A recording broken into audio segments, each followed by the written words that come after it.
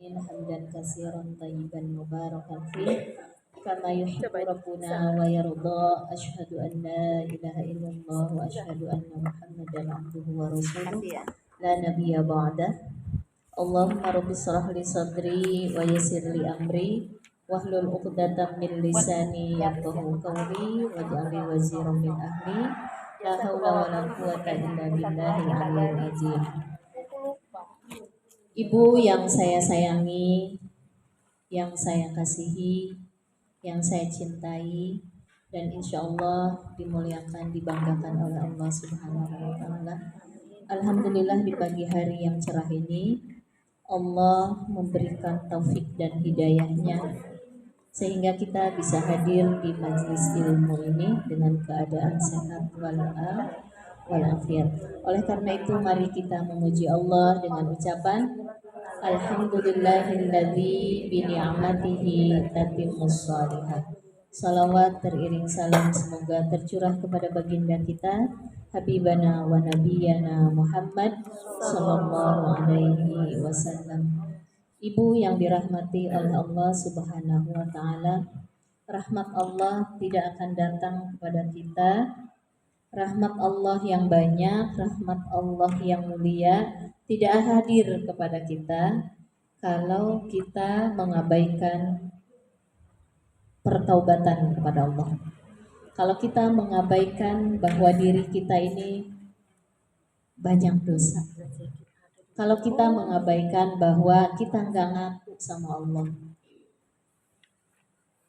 tidak akan lahir, tidak akan datang kemuliaan dari Allah kalau kita merasa benar, kalau kita merasa ujub, kalau kita riya, kalau kita dengki. Itu jelas Allah tidak akan menghadirkan kemuliaannya kepada kita, kepada keluarga kita, kepada orang-orang yang ada di sekitar kita. Kenapa? Karena kebaikan itu akan nempel kepada hati yang bercahaya. Hati yang bercahaya itu diawali dengan pertaubatan. Jadi kalau orang bertaubat itu mudah, Bu, segalanya. Makanya ada satu ayat di dalam Al-Quran tentang pertaubatan ya, Bu ya. Quran surat Nuh ayat 10-12. Faqul tustaghfiru rabbakum summa tubu ilaihi.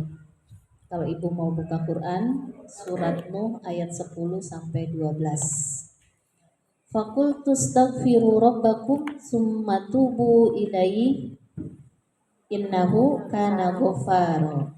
Faqul tustaghfiru rabbakum innahu kana ghaffara. Jadi kata Nabi Nuh, ketika umatnya banyak dosa, maka aku katakan mohon ampunlah kepada Allah. Beristighfar. Beristighfar artinya di sini itu diikutin dengan bertaubat. Ayatnya sudah kita ulang-ulang ya, Bu ya. Wa inni laghaffarul liman taba wa amana wa amila shalihan tsumma ihtada. Apa yang akan Allah berikan kepada orang-orang yang selalu bertaubat, yang selalu beristighfar kepada Allah?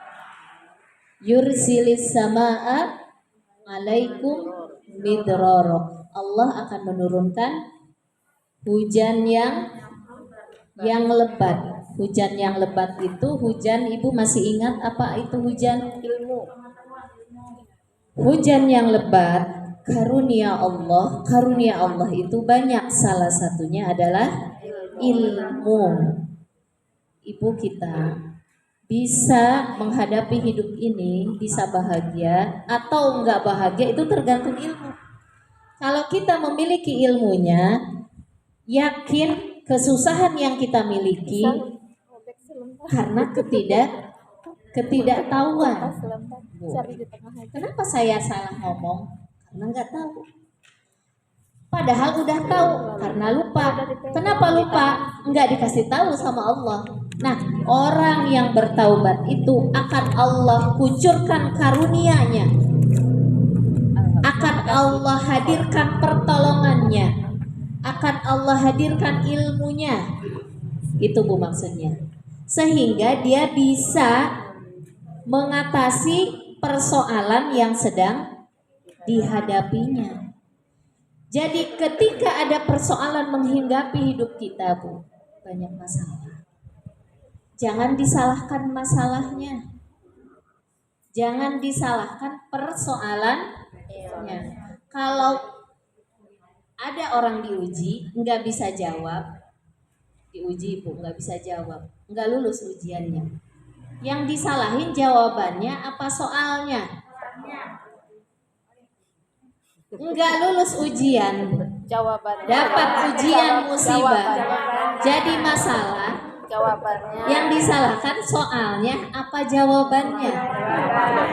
Kita suka menyalahkan soalnya. Kenapa anak saya begini? Karena ini. Disalahin temennya, disalahin gurunya, disalahin bapaknya, nggak nyalahin kita. Disalahin nenek kakeknya, disalahin orang-orang sekitarnya, disalahin dia. Kamu sih begini begitu. Kenapa? Padahal persoalan itu hadir harus ada jawabannya. Jawaban itu pakai ilmu. Jadi jangan disalahin soalnya. Soal kita banyak, masalah kita banyak dalam hidup kita. Soal itu akan Allah hadirkan. Cuma bagaimana bisakah kita menjawab soal itu? Itu intinya.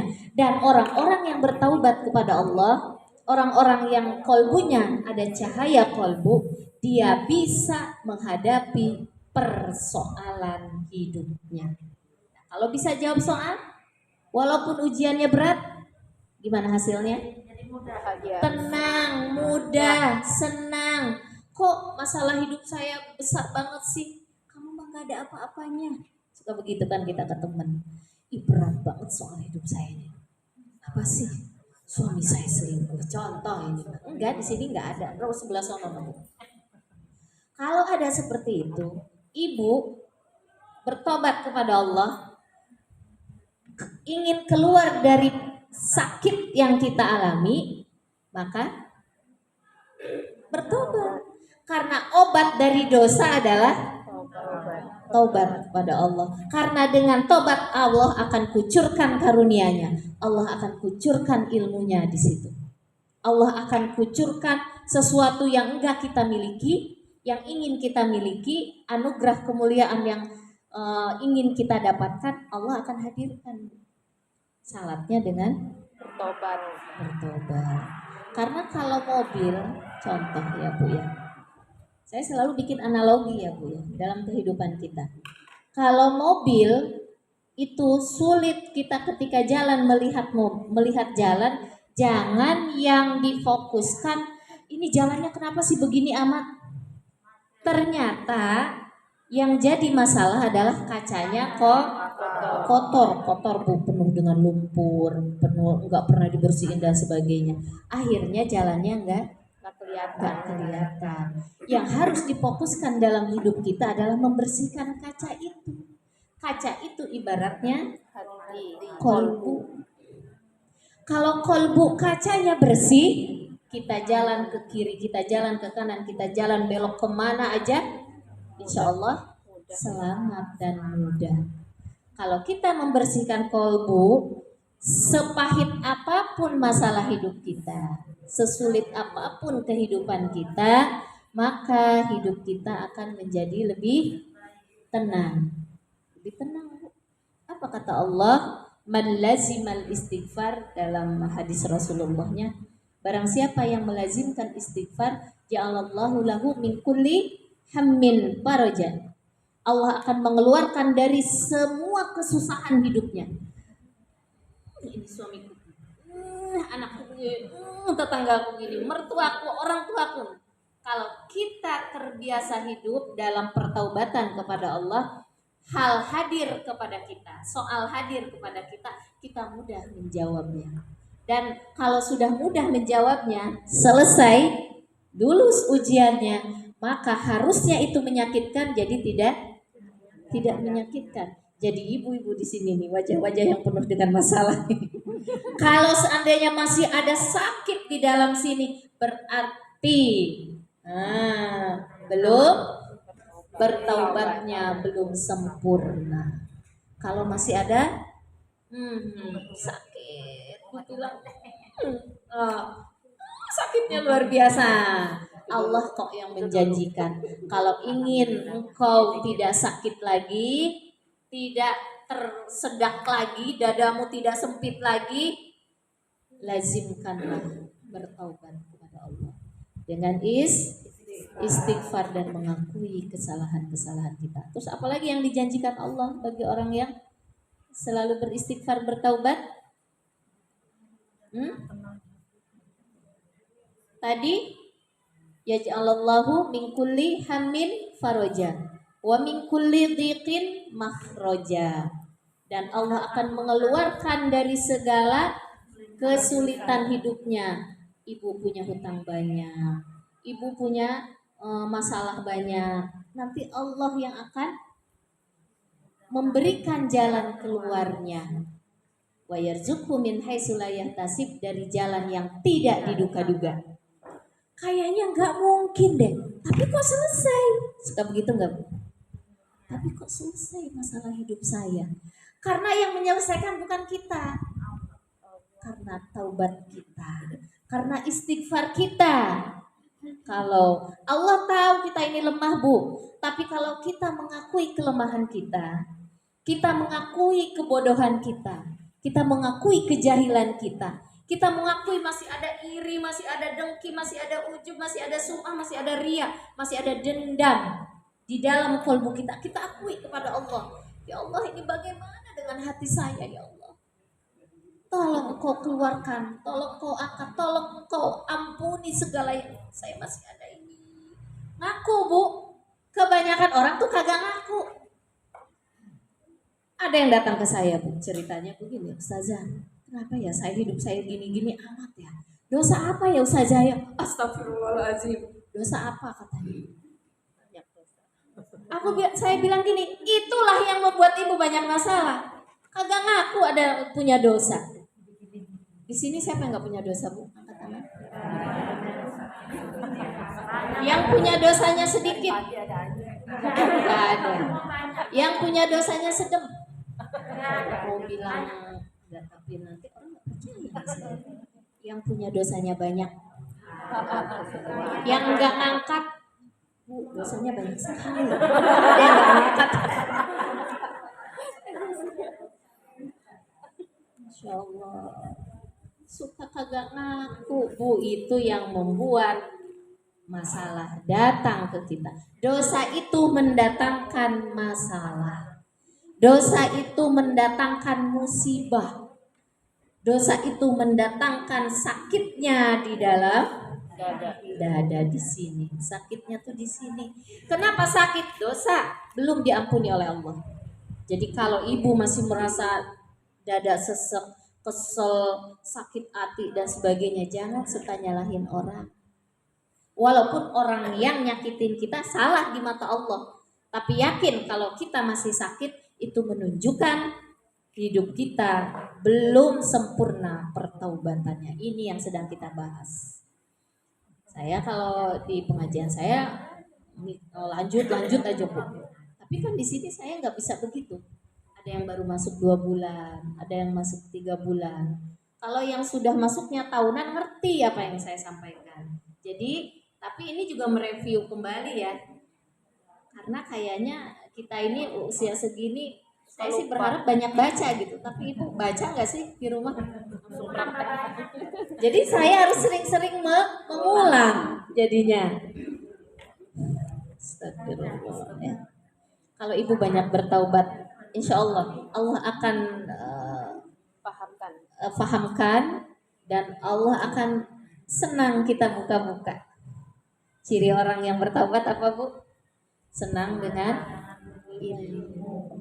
Kalau orang senang dengan ilmu, dengerin ceramah, senang di rumah itu dengerin ceramah. Buka Quran bukan hanya baca doang, tapi Artinya.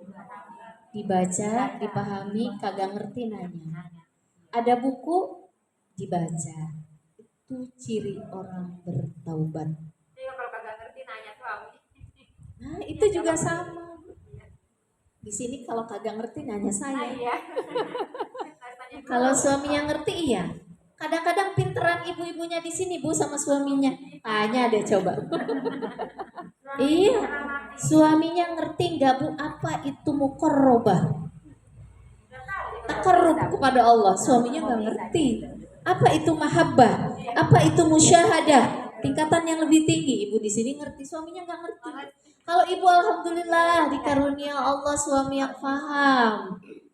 Ya, betul nggak Bu? Apa saya yang salah? Betul, Ustaz. Iya, ayah banyak sabar. Nah, ibu di sini begitu. Suaminya apaan sih? Sabar tuh ada batasnya. Ini nggak ngerti. Sabar tuh nggak ada batasnya ya Bu ya. Kalau nggak belajar pasti ngomongnya sabar ada batasnya. Tapi kalau sudah belajar sabar tidak ada batasnya itu. Kemudian orang yang selalu bertaubat beristighfar dia akan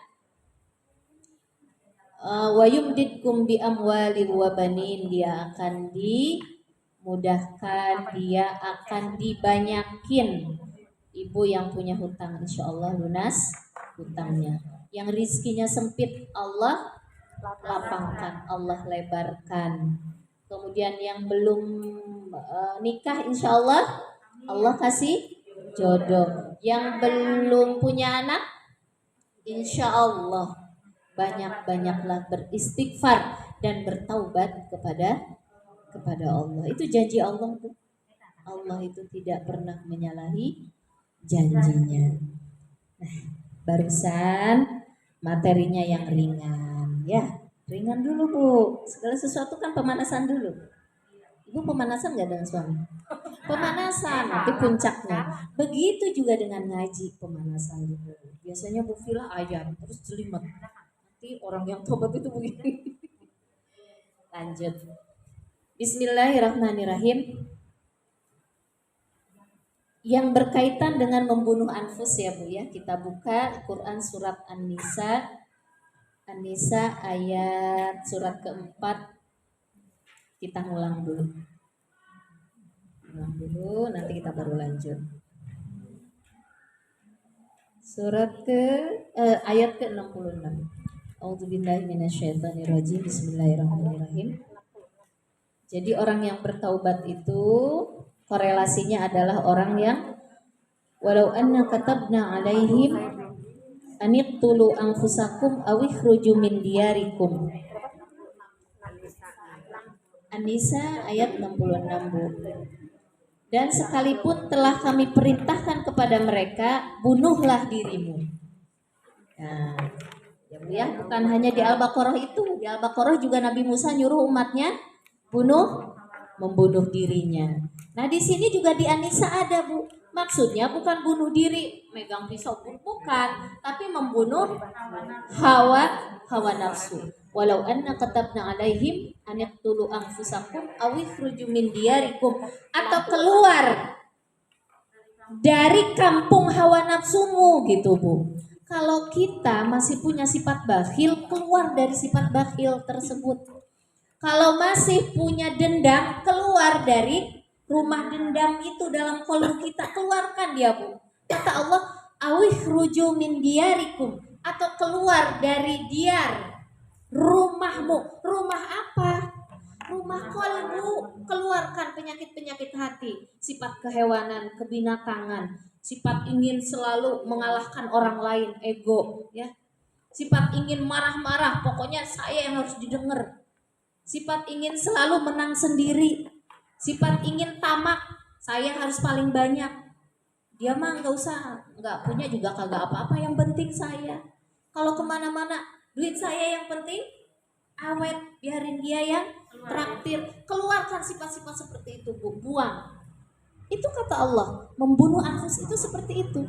Awih ruju min diyarikum fama fa'aluhu illa qalilum minhum. Orang-orang yang berjuang membunuh anfusnya itu hanya Sedikit. Hanya sedikit dari kalian tuh, Bu. Yang di luar sana berapa juta? Yang belajar di sini yang menang. Yang belajar di sini yang 100% ingin membuang hawa nafsunya mungkin hanya beberapa orang. Yang membuang setengahnya lebih banyak lagi. Yang hanya membuang 25% ada lagi. Mending, Bu, daripada kagak ngerti. Karena nggak belajar. Nggak belajar cara bagaimana melawan hawa Hawa nafsu. nafsu, karena dalam diri kita itu, Bu, ada binatang buasnya. Ada binatang buas, Bu. Ada harimaunya, ada singanya, ada keraknya, ada monyetnya, ada ularnya. Apa yang ular itu kan ada kadang bermuka dua ya. Padahal tahu itu salah. Tapi di depan dia manis gitu. Padahal jangan begitu gitu. Jujur jadi manusia. Itu seperti ular. Seperti apa namanya? Kerak. Udah punya ini, pengen itu lagi, pengen ini lagi. Itu belum kebagian, yang penting saya dapat. Nah, itu keluarkan sifat Binatang hewan ke binatang. harimau. Harimau kalau lagi debat, diskusi, punya pendapat saya yang harus menang, saya yang harus baca Ar-Rahman, saya yang harus jadi MC, saya yang harus jadi gitu.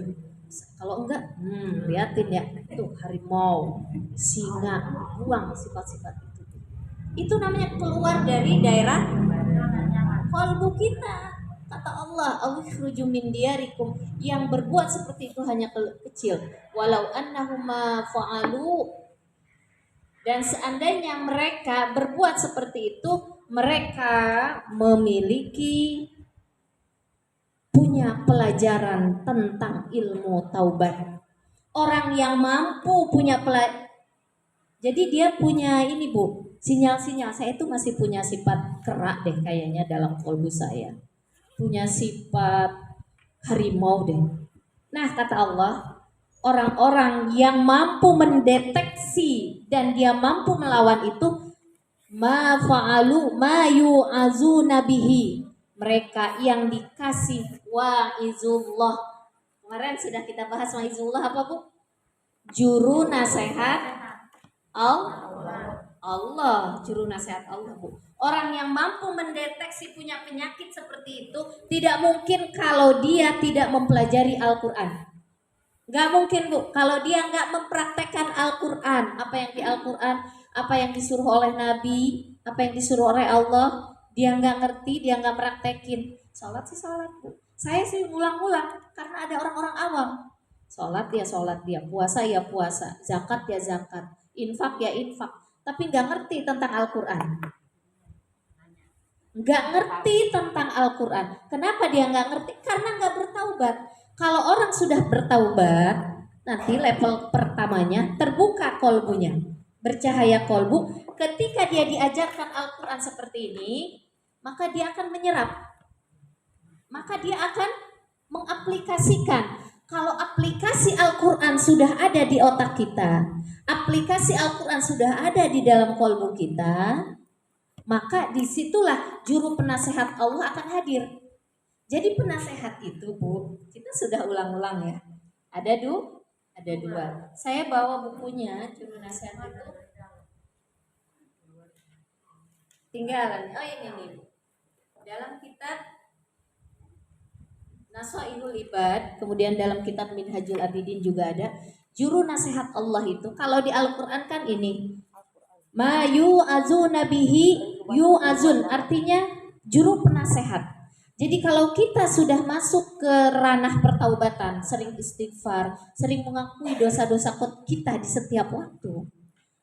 Pagi berbuat dosa, zuhur kita akui, kita mohon ampun kepada Allah. Zuhur ngelakuin lagi rentang sampai asar, itu kan berarti orang-orang ahli taubat. Bukan hanya taubat sekali-kali doang. Mungkin lagi muharaman, mungkin lagi nisfu Sa'ban malamnya itu, mungkin dari malam Ramadan doang. Bukan gitu orang ahli taubat itu. Setiap waktu, dan ingatan yang paling ingat itu ketika di antara rentang 5 kali dalam sehari, akui dosa-dosa kita, Bu. Nah, kalau orang sudah mengakui ini, orang sudah bertaubat, beristighfar, mohon ampun kepada Allah. Tadi saya sudah dosa, ya Allah ampuni, saya sudah dosa, ngakui. Maka di situ waizun itu akan hadir. Dan ilmu tentang pertaubatan ini tidak mungkin bisa dimiliki oleh seseorang kecuali dia mau belajar. Waizullah itu akan hadir waizullah kalau dia walau annahum fa'alu ma yu'azuna bihi. Kalau mereka melakukan dan dia berusaha untuk mendapatkan pelajaran tentang taubat. Gitu maksudnya dalam tafsirnya itu dikatakan. Jadi kalau orang bertaubat itu Bu nanti dia akan Allah tarik mengerti apa sih yang saya harus lakukan, apa sih yang saya harus buang, apa sih yang harus saya praktekkan dalam kehidupan sehari-hari ilmu Al-Quran ini. Itu berawal kita dapat ilmu seperti itu, ada kesadaran yang tinggi, ada karena bertaubat. Kalau sudah bertaubat, maka aplikasi Al-Quran berjalan maksudnya akan kita dapatkan. Gimana caranya Bu Filah? Allah yang narik. Summa jatabahu rabbuhu. Pelajaran yang dulu. Kalau orang ada keinginan, ingin dekat kepada Allah, ingin mengenal Allah, ingin jadi orang baik, ingin muqarrabah, ingin musyahadah, ingin mahabbah, ingin cinta sama Allah. Itu Bu baru ingin, kita kan nggak tahu caranya. Ditarik. Saya nggak tahu bakal seperti ini Bu. Saya nggak tahu bakal ketemu dengan orang-orang soleh, ketemu dengan guru. Semuanya ditarik oleh Allah. Summa jatabahu rabbuhu fataba alaihi wahada. Allah mengijabah. Karena kita punya keinginan dulu Bu. Jadi kalau ada orang nggak ada keinginan untuk berubah, untuk dekat sama Allah, malas ngaji juga Bu. Nggak bisa datang. Karena datang ngaji itu pertolongan Allah. Tapi datangnya pertolongan Allah karena keinginan tadi. Allah mengerti, Allah tahu hati kecil kita. Ditarik, yang narik Allah Bu. Yang ngasih taufik Allah. Jadi bersyukurlah Bu. Tidak semua orang dikehendaki oleh Allah. Tidak semua Bu. Ya, Masya Allah ya Bu. Kita lanjut. Saya suka bernostalgia ya dengan Al-Quran. Kalau saya ngerti ini ya Allah indah gitu Bu. Kita lanjut ya. Jadi harus punya ilmunya orang yang dapat pelajaran itu. Kata Allah, itulah orang yang baik. Itulah perbuatan yang baik, yang indah. Wa asyadda tasbita, dan menguatkan keimananmu. Jadi orang yang bertaubat, mendapatkan ilmu Al-Quran, kemudian dia aplikasi Al-Quran ada dalam dirinya, nanti aplikasi ini akan ini contoh waizullah ya Bu, juru penasehat Allah langsung dalam diri kita. Dalam setiap kalbu manusia ada. Cuma kalau dihidupkan, kalau disorot, diterangi, yang menerangi apa? Al-Quran. Kita belajar Al-Quran, kita pengen mengikuti Al-Quran, melaksanakan apa yang diperintahkan oleh Allah, apa yang dilarang oleh Rasulullah, apa yang diperintahkan oleh Rasulullah. Maka juru penasehat itu akan datang sendirinya. Ini penasehat Allah. Nah, kalau juru penasehat Allah sudah datang, kalau dia berusaha mengaplikasikan Al-Quran, kemudian bercahaya, maka akan menguatkan wa asyadda tasbita, menguatkan keimananmu. Nah, di sini nanti akan ada kelanjutannya. Jadi iman yang kuat itu Bu, diawali dengan bertaubat. Kemudian jangan kosong setelah bertaubat Bu. Wa amila beramal soleh. Ada orang, ya Allah ampuni dosa-dosa hamba ya Allah. Setelahnya enggak beramal soleh, infak juga malas, ngaji juga malas, tobat aja. Kata ustaz-ustaz aja kan banyak istighfar, nanti katanya di banyak keutamaan. Ya istighfarnya doang, tapi nggak ada amal solehnya, sama aja. Udah kolbu bersih tapi dikosongin, ya kotor lagi. Betul nggak? Iya, ada orang kan sholatnya rajin, istighfarnya banyak, subhanallah, la ilaha illallah, banyak tasbihnya Bu. Tapi apa? Nggak mau beramal soleh. Amal soleh yang harusnya dia bisa menguatkan keimanan kita. Nanti ada hubungannya amal soleh di sini dengan misi hidupnya. Setiap manusia harus punya misi hidup di dalam kehidupan masyarakat, di dalam kehidupan keluarganya. Jadi amal soleh itu bukan hanya sholat, ngaji, baca Quran, bukan itu doang. Amal soleh itu ada amal soleh yang tertinggi, yang dia diciptakan oleh Allah, dia punya buah, buahnya itu harus tumbuh, harus tumbuh. Kita lanjutnya ayat ke-67-nya. Wa idzal la'atainahum min ladunna ajran azima. Dan dengan demikian pasti kami berikan kepada mereka min ladunna, dari sisi aku ilmu Bu, dari sisi aku ilmu datang. Jadi kalau orang melakukan yang tadi, dia mampu memerangi hawa nafsunya, maka kata Allah, aku akan datangkan kepadanya milladunna, dari sisiku apa? Milladunna ilma. Ada di ayat yang lain. Di sini milladunna ajron azima. Artinya apa? Dari sisiku ilmu, juru penasehat. Nanti setiap hati akan berbicara. Hati kecilnya selalu akan berbicara. Mana yang baik, mana yang buruk, mana yang jelek, mana yang bagus, akan terdeteksi. Kenapa? Karena sudah dicahayai oleh Al-Quran. Di sini dia perjuangkan hawa nafsunya, dibuang. Kalau sudah dibuang, ini binatang nggak ada, kan ya, kotoran-kotoran nggak ada. Kalau kata Rasulullah, wa'izullah ini seperti mik yang ada di dalam sumur. Bu, ada mik di dalam sumur kita. Yang membuat mik itu tidak berbunyi, tidak kedengaran bunyinya, dia selalu berbunyi. Wa'izullah itu selalu berbunyi, Bu. Cuma ketutup dengan sampah. Sampah itu analoginya dosa. Ketutup dengan dosa, Bu. Jadi nggak kedengeran. Jangan lakuin itu, jangan lakuin ono. Harusnya begini, harusnya begitu. Kalau infak tuh segini. Ini kita buat besok. Belum beli ini, belum beli itu. Kenapa? Ketutup tamak, hawa nafsu. Tapi kalau ini diperjuangkan, dibuang, ya gampang tuh Bu. Glosor 20.000, glosor 50.000, glosor, pokoknya gampang. Kenapa? Waiznya yang sudah hadir di permukaan, masih si ininya, miknya, mik waizullahnya sudah hidup. Nah, yang masih bahil-bahil, yang masih males sholat, berarti ininya belum hidup. Maka harus banyak mengeluarkan, membuang sampah-sampah itu ya. Nah ini akan Allah kasih.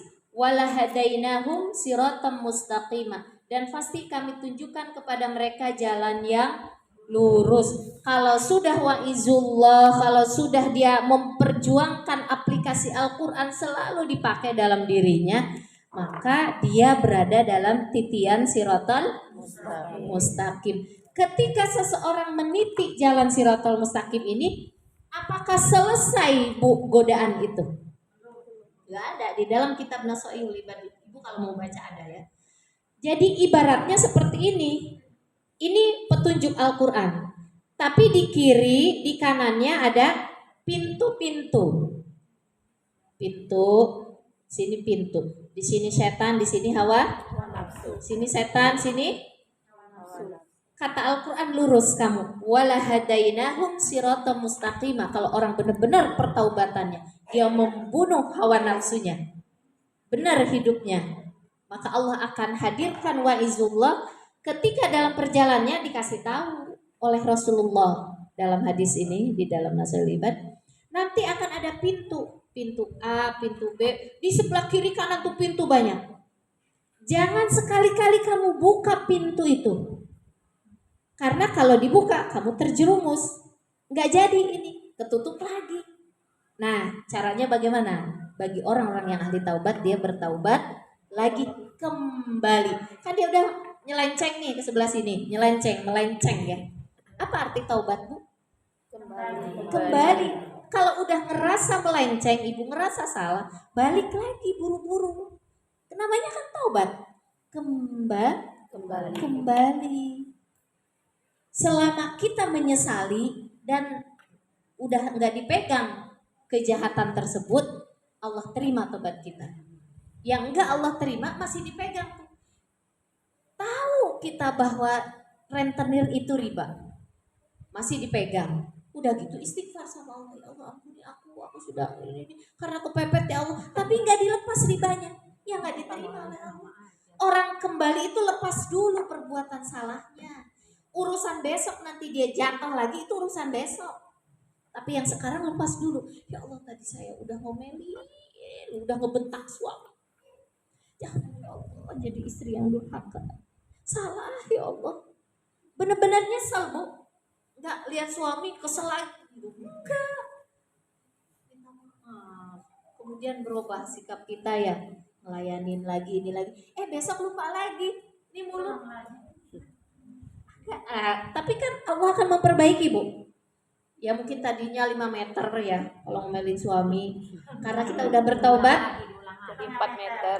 jadi 4 meter besoknya. Ngulang lagi, kita taubat lagi. Allah akan memperbaiki. Yuslih lakum a'malakum. Kalau kamu taubat kepada Allah, itu caranya bu. Emang ada yang sekaligus orang taubat langsung jadi solehnya 100%. Ada bu. Ada yang sedikit-sedikit. Jadi kalau ada orang masih berbuat salah, jangan suka suuzon sama orang. Jangan-jangan dia bertobat cuma belum sempurna pertaubatannya ya.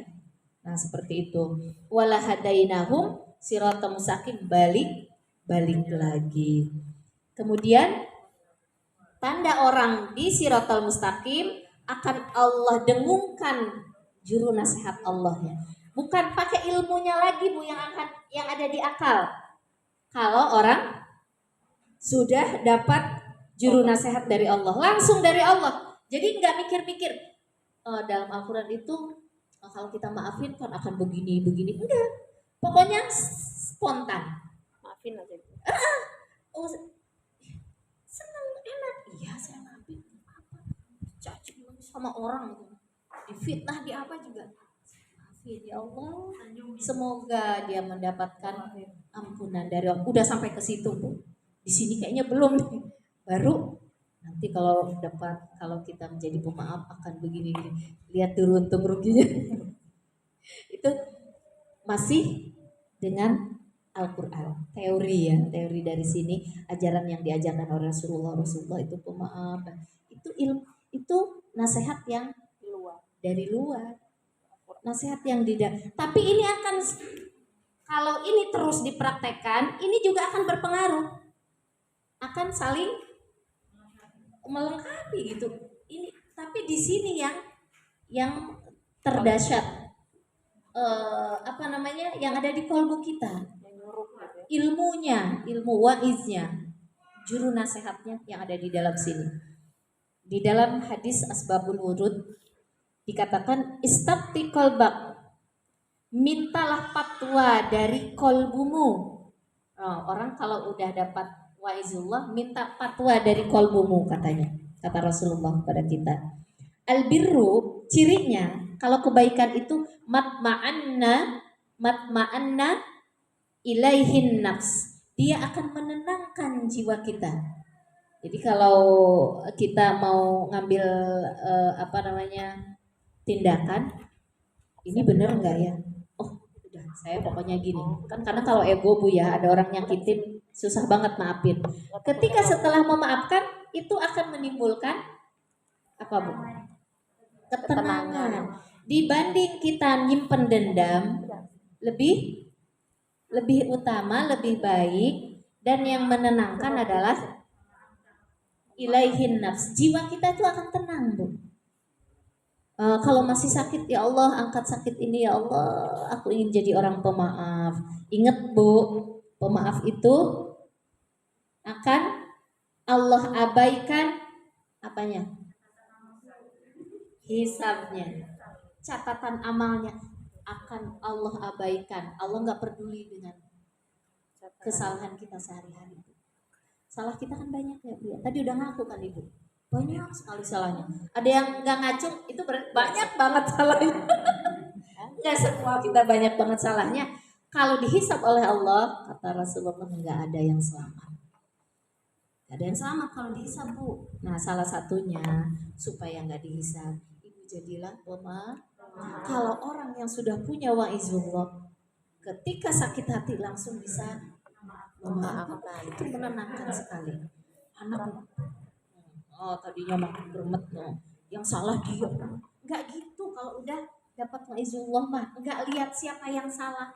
Pokoknya kalau dia salah saya maafkan. Kalau dia berbuat apa-apa, yang penting saya memperbaiki diri. Yang penting saya bertaubat gitu. Nah, kemudian selain menenangkan jiwa, dia juga watma'annat qalbu, menenangkan hati. Kok ada dua ya? Ibu masih ingat jiwa dengan qalbu? Masih ingat? Jiwa itu yang diturunkan oleh Allah yang secara murni.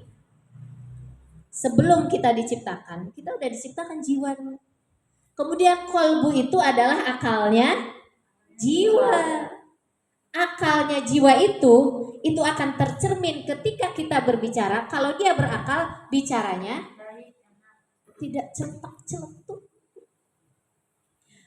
Bicara tidak poromos gitu. Itu menunjukkan akal kolbunya, akal jiwanya, yaitu kolbunya hidup. Tapi kalau kolbunya mati, itu lihat Bu, ngomongnya gak diatur, sembarangan, kata-kata kasar keluar semua. Itu kenapa? Akal kolbu, akal jiwanya mati. Dendaman, dengkian, irian itu adanya di dalam kolbu.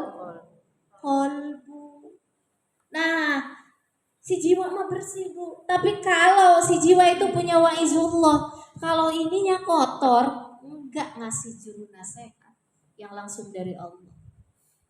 Nah itu ya, si jiwanya enggak tenang, si kolbunya enggak itu ciri kalau tidak benar cara kita bertindak.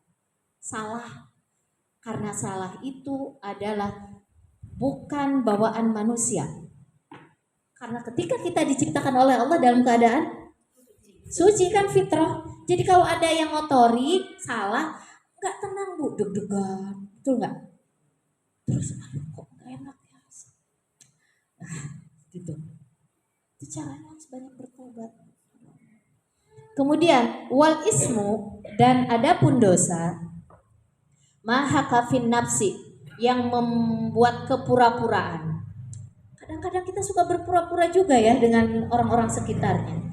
Kalau lagi seperti ini, dibagus-bagusin gitu ya. Tapi kalau lagi ini, belum tentu di sininya nih. Itu dosa Bu. Walaupun kelihatannya bagus di luar, di sini pura-pura nggak bisa. Kalau lagi banyak orang bagus, kalau lagi sendiri, boro-boro sholatnya juga buru-buru. Nah itu dosa itu. Kenapa? Berarti apa yang kita lakukan di depan orang banyak, pura-pura. Kepura-puraan, banyak kepura-puraan gak jujur. Itu dosa, kata Rasulullah. Wa taraddada fis sadr, dan membuat bimbang dalam dada. Apa beda kolbu sama dada, Bu? Masih ingat? Kalau dada itu tempat semuanya. Ya, betul. Sodar itu tempat segala sesuatu tertampung. Baik buruk. Jadi begini, Bu. Ini jiwa, ini kolbu, ini sodar. 3 dulu ya. Ada puad Bu. Nanti puad di mana? Ntar belum saya ajarkan. Karena saya juga harus belajar lagi. Yang saya bisa pahami, ngerti dan bisa merasakan itu dulu ya.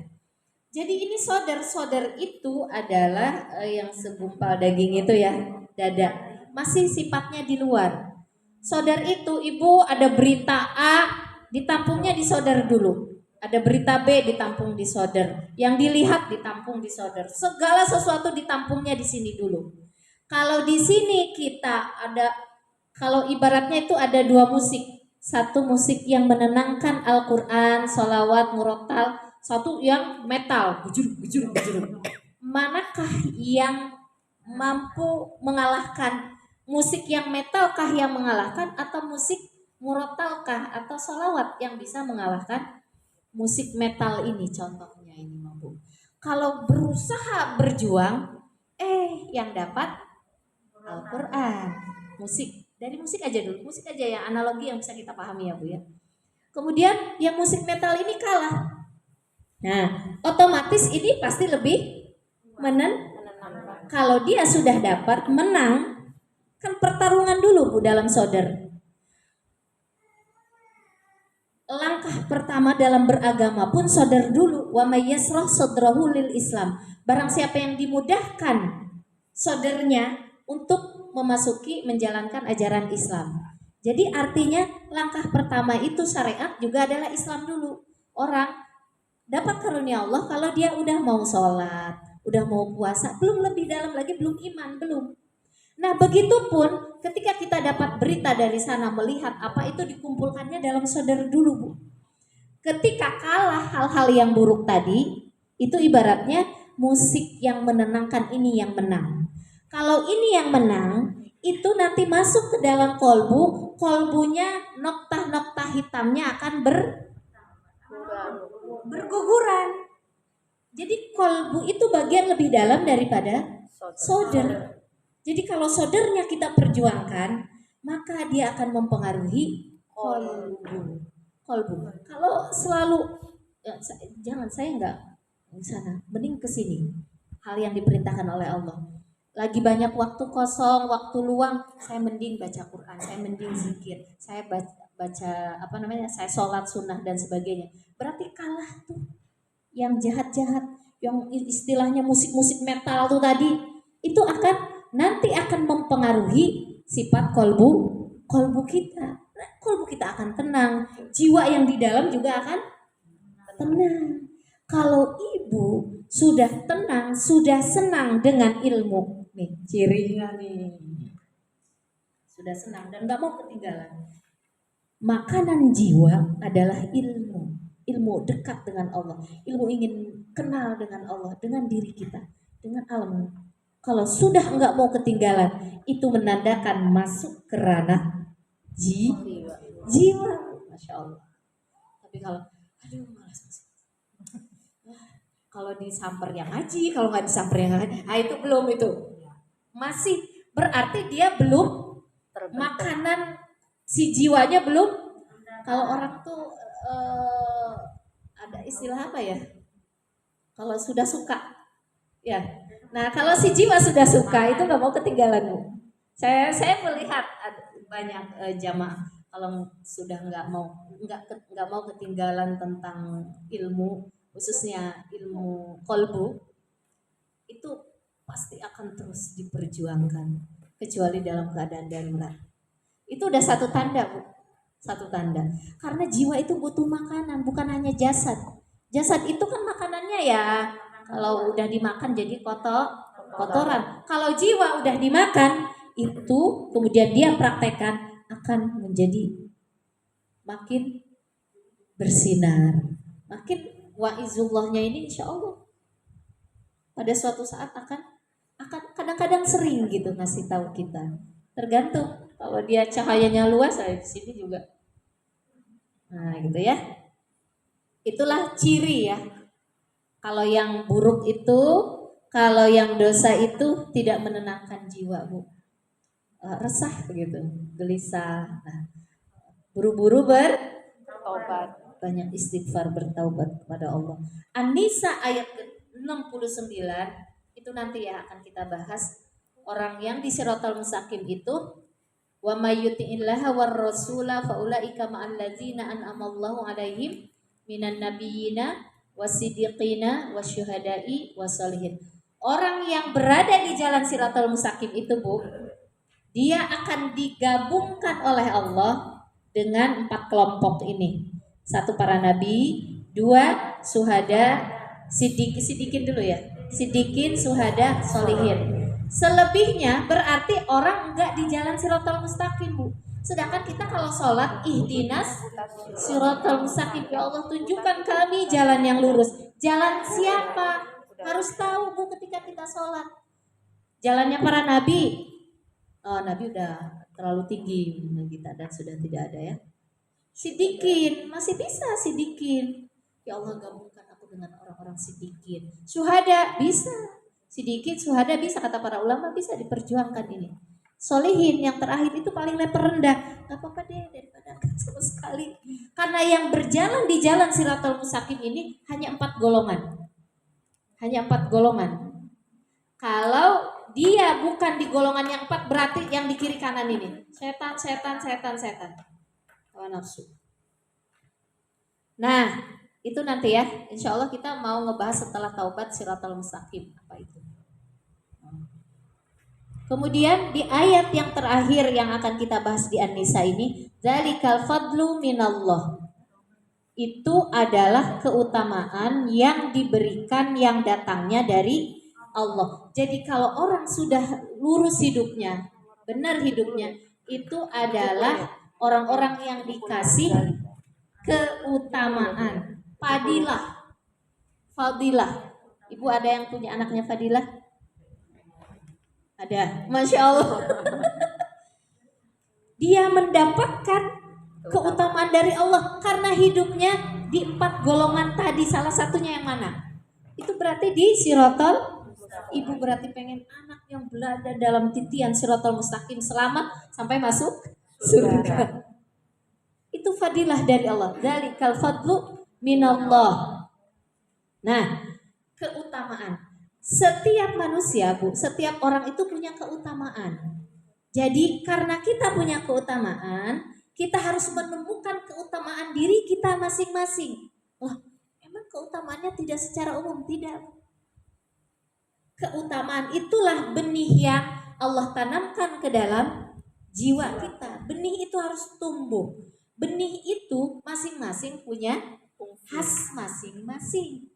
Kalau istilah benih itu pohon, si anu pohonnya jeruk, si anu melon, si anu durian, si anu toge dan sebagainya. Semua punya pohon dan semua punya fungsi masing-masing. Nah, kalau dzalikal fadlu, itu keutamaan yang diberikan oleh Allah kepada kita dan kita harus menemukan keutamaan itu.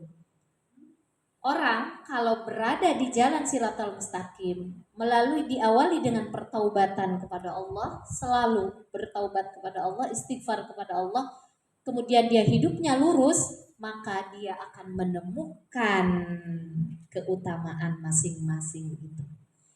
Fungsi hidupnya dia tahu, fungsi saya apa. Jadi setiap yang ada di sini itu orang-orang mulia semua, Bu. Jangan minder dengan pekerjaan. Pekerjaan itu adalah lahiriah. Lahiriah yang Allah hadirkan supaya menemukan fungsi tadi, supaya menemukan keutamaan tadi. Maka pekerjaannya si anu A, si anu B, si anu C, si anu D. Itu lahiriahnya. Sebetulnya Allah ingin supaya ketemu apa yang keutamaan yang kamu miliki. Nah, fadilah ini harus memancar di setiap diri manusia karena pemancaran ini adalah tajallinya Allah, Bu. Tuh, asma Allah kan ada 99. Ada 99. Nama-nama Allah itu harus hadir dalam setiap kolbu manusia. Kalau si kaya mungkin nanti hadirnya sifat at-ta'addud. Kalau punya harta minjemin, ngasih dan sebagainya gitu kan. Kalau kita mah ya Bu Vila nggak punya harta apa? Oh, al-afu, pemaaf aja, sabar, rid, apalah gitu ya. Atau kalau ini sifat saya apa? Punya ilmu. Sifat saya punya bisa apa? Oh, saya mah ngasih aja ke orang, ngasih ilmu, ngasih pengetahuan, ngasih tenaga, ngasih. Pokoknya harus ada sifat-sifat Allah nempel dalam kolbu diri kita yang harus memancar keluar. Sifat Allah masuk ke dalam kolbu kita dan itu harus memancar. Maksudnya itu Bu Fadilah itu. Memancar tuh gimana? Harus ada manfaat buat orang lain. Gitu. Kan Allah menciptakan itu tidak butuh harus ada balasan dan sebagainya kan? Tirulah sifat-sifat Allah gitu maksudnya. Tirulah sifat-sifat Allah, bahwa Allah menginginkan di antara sifat Allah yang semua itu. Mungkin ibu ada yang dihadirkan jadi seorang ahli strategi, ada yang jadi pemimpin, kan beda-beda semua orang. Hadirkanlah sifat-sifat Allah sesuai dengan keinginan Allah. Gitu. Ini mah udah baru jadi pemimpin aja udah petantang-petenteng ya, sombong ya, kayak gitu. Kata Allah, aku hadirkan kamu bisa mimpin, harusnya adil, harusnya sayang. Ini tidak amanah. Berarti ketika Allah menghadirkan fadilahnya kepada orang itu, fadilahnya disalahgunakan. Ada orang ahli akuntansi, karena dia pintar disimpang-simpangkan, diambillah korupsi. Yang lain nggak ngerti ini. Nah, berarti dia sedang mengkhianati fadilah yang Allah berikan kepada dirinya. Padahal kan Allah yang menghadirkan kan supaya memancar, memberikan manfaat buat orang lain. Maka fadilah Allah itu nanti akan jadi juru nasihat Allah ya. Dia kenapa dapat? Karena sudah dikasih juru nasihat sama Allah ya. Dan fadilah Allah itu sesuai dengan nama kita, Bu. Kita itu dilahirkan oleh Allah di muka bumi ini sebagai khalifah. Khalifah itu apa artinya? Pemimpin. Wakil, pemimpin, wakil Allah, pemimpin di alam dunia. Allah menjadikan jadi wakil. Wakil apa maksudnya? Kalau wakil begini kan, Bu. Kita nih pemimpin ya contohnya. Terus saya nggak bisa hadir nih di sini. Saya sebagai wakil dari MT gitu. Semua yang diinginkan oleh kepala ketua MT ke saya, itu harus saya laksanakan programnya, begitu kan? Walaupun dia tidak terlalu langsung gitu. Apa programnya? A, B, C, D. Karena saya jadi wakil. Kalau pemimpin saya nih mewakilkan ke Bu Tati contohnya, apa yang saya inginkan itu harus terwujud. Berarti artinya apa yang diinginkan oleh Allah terhadap kita harus tercapai, terwujud, karena kita adalah wakil Allah yang harus memakmurkan bumi. Ibu kalau dalam satu komunitas enggak memakmurkan, enggak jadi wakil Allah, dan kita kenapa disebut basyar? Ana basyarum mislukum, kata Rasulullah, aku seperti kalian manusia. Rasulullah tugasnya basyiru wa nazir. Rasulullah memberikan kabar gembira dan peringatan. Basyir itu kan kabar gembira. Diambil tulisannya sama kan, basyin ro, basyar. Basir, basyar. Bukan basyir, Bu. Kalau basyir melihat. Ini basyar. Manusia itu fungsinya adalah memberikan kabar gembira. Kenapa dia mampu memberikan kabar gembira kepada orang lain? Karena dengan fungsinya, karena dengan keutamaan yang diberikan oleh Allah, dia memancar kepada orang-orang sekelilingnya. Dia tidak hitung-hitungan, dia tidak petantang-petenteng, pokoknya membuat orang senang gimana caranya, sesuai dengan fungsi saya. Kan nggak mungkin, Bu, nggak punya duit kita bagi-bagi. Bukan fungsinya bagi-bagi, nggak ada duitnya. Yang fungsi bagi-bagi itu yang kaya. Jadi apa saya? Ya nyapu kek. Di musola saya nggak punya duit nih. Di kelompok saya di MT apa? Ya nyapu. Ya ngelayanin yang lain sebisanya. Yang punya duit gitu. Bawain makanan, bawain uang, infaknya lebih banyak. Kan begitu. Orang seneng kalau lihat dia kaya. Orang seneng si kaya ngelihat yang miskin tahu diri. Oh dia mah nyapu, dia mah ngelayanin, dia mah apa tenaganya, yang punya ilmunya, semuanya dikeluarkan. Itu namanya basyar, Bu. Manusia itu harus basyiro. Rasulullah tugasnya basyiro wa naziro. Kita juga gitu, Bu. Ngasih kabar gembira dan mengingatkan. Kan nazir gitu kan? Kamu kalau nggak berbuat ini gitu, gini. Tapi intinya basyir itu begitu, basyar ya. Nah, jadi khalifah itu artinya wakil Allah di muka bumi dan tujuannya dia adalah memakmurkan. Begitu kan? Di dalam Quran surat Hud ayat 61. 10 menit lagi ya Bu ya. Insya Allah nanti kita lanjut besok. Kajian kita Bu di sini itu apa namanya?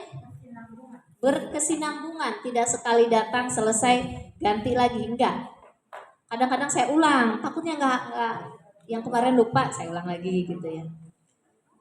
Hud ayat 61. Hud itu surat Quran surat ke-11. Ayat 61, wa ila samuda akhahum salihah qala ya qaumi ibudullaha ma lakum min ilahin ghairuh huwa ansha'akum minal ardi wasta'marakum fiha. Saya ingin menegaskan huwa ansha'akum minal ardi. Huwa ansha'akum itu artinya dia yang menciptakan kamu di bumi, wasta'marakum fiha, dan menjadikanmu pemakmurnya. Bu, Ibu kalau nggak bisa bikin kue, nggak punya ilmu kue, bisa nggak ngasih apa namanya kontribusi ngebahagiain orang dengan cara bikin kue? Nggak bisa. Suruh bikin kue batal, nggak enak, kan nggak bikin bahagia orang. Oh, si Anu mah nggak bisa bikin kue, jangan disuruh bikin kue. Bisanya apa? Oh, dia mah bisanya masak, suruh masak. Maksudnya sesuai dengan bidang masing-masing. Kata Allah, aku menjadikan manusia di bumi dan manusia itu suruh memakmurkan sesuai dengan bidang masing-masing. Masak kagak bisa, bikin kue kagak bisa. Bisanya ngajar Al-Quran, bacaannya bagus, ajarin Al-Quran. Bisanya apa lagi? Saya mengajar nggak bisa, nggak bisa pokoknya. Bikin kue nggak bisa apa? Ya udah saya jadi bendahara aja ya dulu sih. Rapi, kemudian bisa dipahami kalau lagi laporan. Itu berarti kembangkan itu dalam bidang bakat masing-masing. Ini saya kalau ada apa-apa saya aja yang nulis, saya aja yang ini gitu. Ada, bukan bakatnya jadi bendahara, dia bukan ahli akuntan. Ketika ngasih laporan saya nggak ngerti Bu, nggak bisa kebaca. Mahasiswa ada, jadi bendahara dia. Ayo laporan, ini gitu ya. Ini Bu, kita mau ngadain kegiatan. Ini gini apa saya nggak bisa paham gini kan? Diganti sama temennya yang pinter akuntansinya. Dia ternyata pinternya ngomong. Saya bilang kamu jangan jadi bendahara. Kamu tuh jadi ini. Kalau ada acara itu apa namanya? Apa ya? Ngajak orang. Pinter ya. Ajak orang. Ya dong acara kesini gitu. Marketing. Kalau dalam perusahaan ya, ini dalam acara itu apa ya namanya? Ada Bu. Jadi kamu tugasnya di depan, yang ini di belakang. Kamu mau bagian ini. Itu kali ya, seperti itu. Jangan campur aduk Bu. Kalau dicampur aduk, bikin berantakan. Jadi kita kalau seorang pemimpin itu harus ngerti. Si Anu pinternya apa, bisanya apa ini. Allah pun begitu, udah ngatur nih dalam ayat ini. Kamu tuh pemakmur bumi, artinya setiap orang bekerja pada bidangnya masing-masing. Keilmuannya masing-masing, yang dia senangi apa. Itu cirinya kata Rasulullah, sesuai dengan bidangnya, cirinya dia menyenangi di bidang itu. Ada orang Bu, karena duitnya banyak nih, sayang ini bagian ini, duitnya banyak nih, oh diangkatlah di perusahaan itu. Itu tidak sehebat kalau emang dia di bidangnya. Ya mungkin karena uang aja dia berusaha belajar di bidang itu, tapi tidak akan keluar dengan sempurna. Karena apa? Bukan bidangnya. Kalau segala sesuatu dengan bakat dan minatnya keluar, inilah orang yang di jalan Siratal Mustaqim. Kemudian dia dapat wa'izullah, akan keluar dengan sendirinya. Orang yang ahli taubat, insya Allah akan keluar fungsi dari hidupnya itu apa. Di ayat selanjutnya dikatakan begini Bu, yang tadi itu.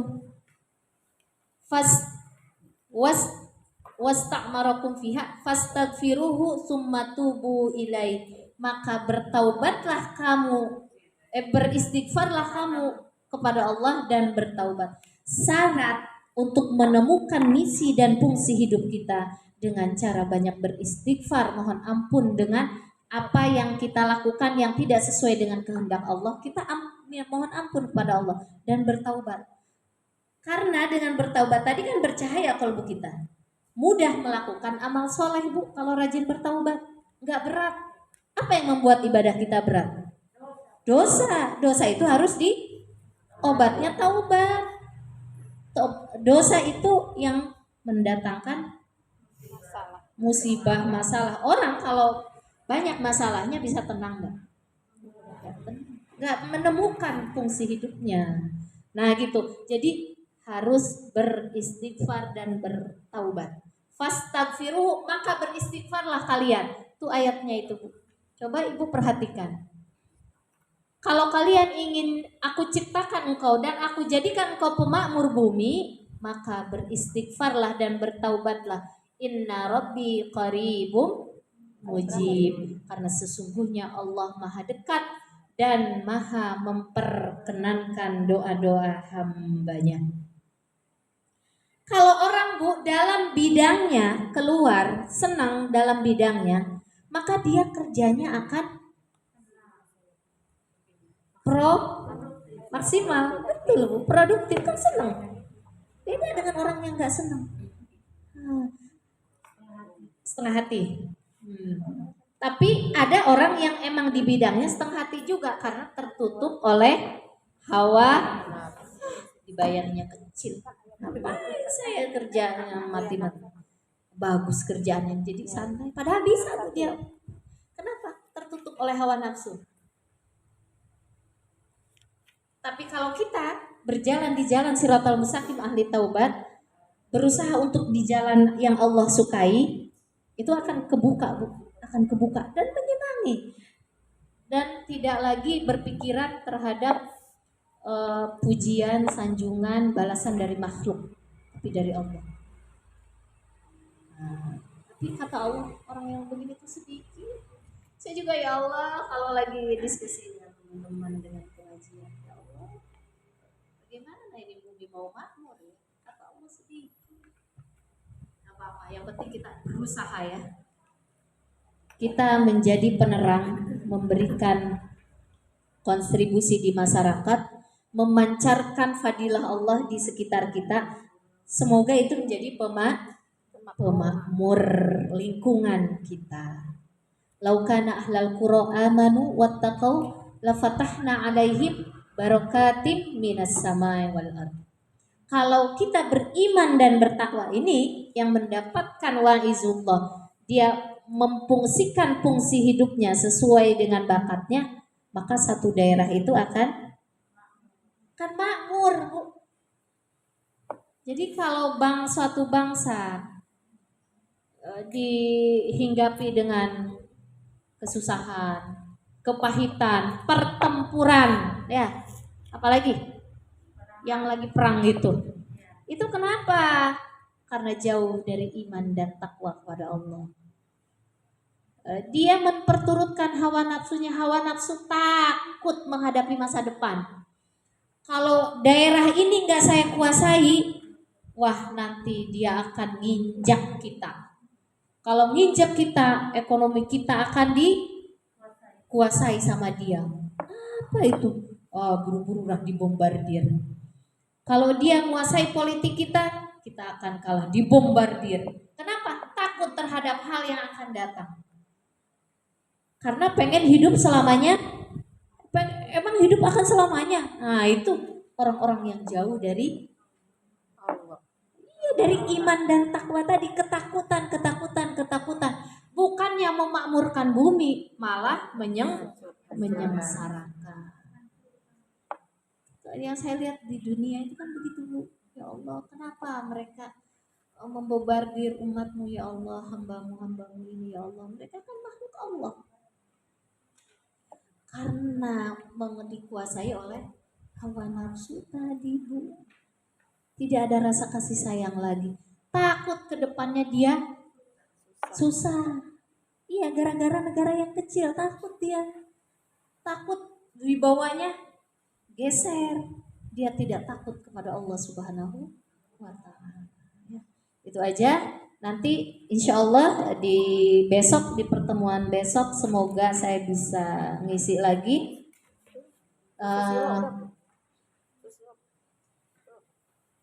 Kalau orang sudah di jalan Siratul Mustaqim mendapatkan wa'izullah, kemudian keluar misi dan fungsi hidupnya, salah satunya dia yang diinginkan oleh Allah adalah kalau berkata yang jujur, yang benar, membawa kebenaran. Ini nanti mengulik ya. Saya juga waktu sebelum belajar itu maksudnya apa nih membawa kebenaran?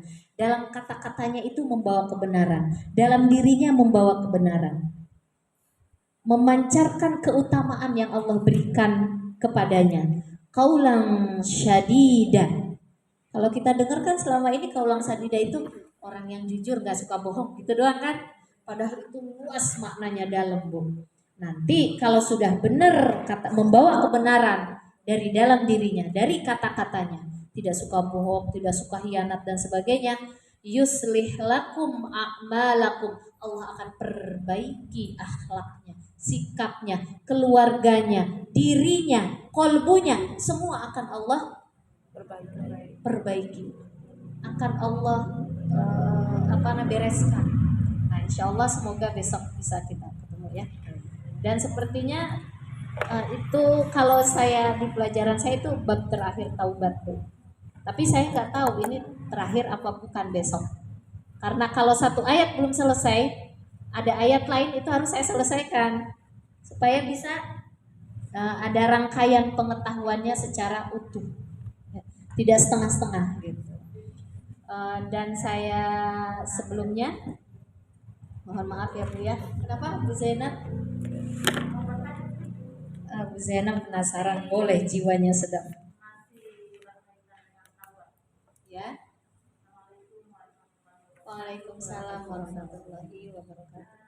Allah memberikan kita pintu taubat, tapi kenapa juga Allah turunkan dengan berbagai macam ujiannya? Ya. Karena ujian itu adalah bagian dari taubat. Penggugur dosa. Penggugur dosa. Ujian yang dihadirkan oleh Allah adalah obat dari penyakit. Penyakit itu dosa. Kalau ibu nggak pengen ujiannya itu menyakitkan, buru-buru bertaubat. Karena kalau ujian itu masih menyakitkan, taubatnya belum sempurna.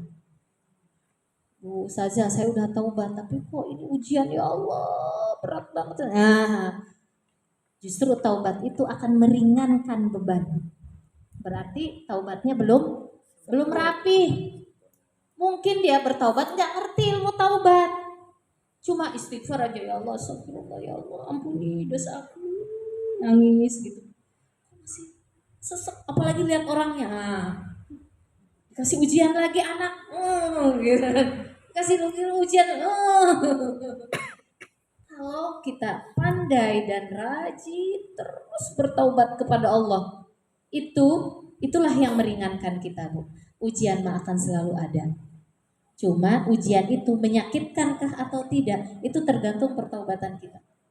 Ya, karena kalau orang taubatnya benar, maka hidupnya akan bahagia. Nah, kenapa udah ada taubat tapi diuji lagi? Orang taubat itu kan diuji terus, Bu. Nah, kalau udah bertaubat benar itu nggak ada apa-apa itu. Ada.